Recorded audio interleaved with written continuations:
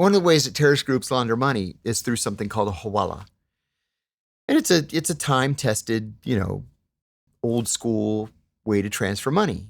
And so what you do is you go in to see, Omar the tent maker, and you say to Omar, hey, listen, I want to transfer $50 to my friend Mahmoud in Cairo.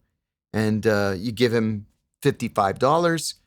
He sends an email to some guy in Cairo, and they generate a 16-digit number, and they'll say, Mahmoud's going to come in, and when he comes in, give him his $50. And then Omar the tent maker and Mahmoud split the $5 fee. So it's untraceable, utterly untraceable. And it happens every day all across the Middle East and parts of Africa. So I went to see the chief of police of Dubai, and I said, how do you follow what's happening here? And they follow it.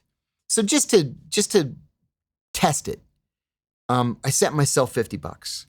I said, I want to send something to myself. I live in Washington, D.C. They said, okay, it'll be $55. Gave them the 55. They gave me a 16-digit number, and they told me to go to this Arabic bakery in Bethesda, Maryland. So I flew home a few days later. I take the subway up to Bethesda. I went in with my 16-digit number. The guy looks in his little ledger that he has, and he gives me my $50. No record. There's no trace of it. Completely anonymous. You don't have to show any ID or anything. So that's how they transfer drug money. That's how terrorist groups finance themselves. But the Dubaians have a beat on it. So you were there to educate them on that? No, I was there to ask them, how the heck do you do this? Oh.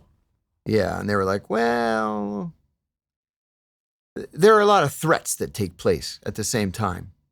Yeah, like we can beat you on the soles of your feet with a baseball bat, or you can give us copies of your ledger every day at the end of the workday. The Middle East. Your choice.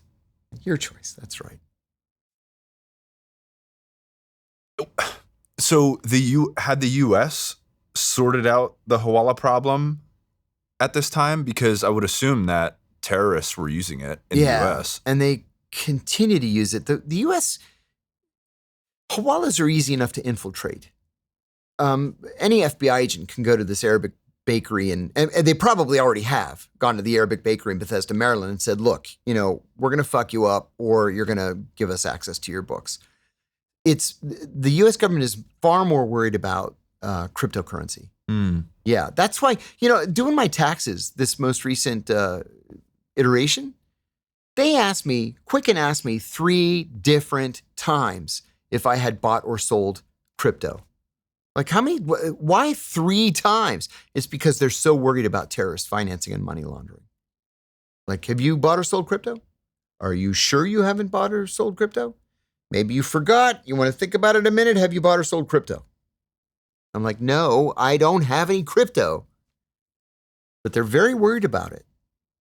Well, what I was going to ask is, because the way the blockchain, and I don't know much about it, but the way it's written, so to speak, they don't have any ins. They don't. Legitimately, they do not have any ins. No.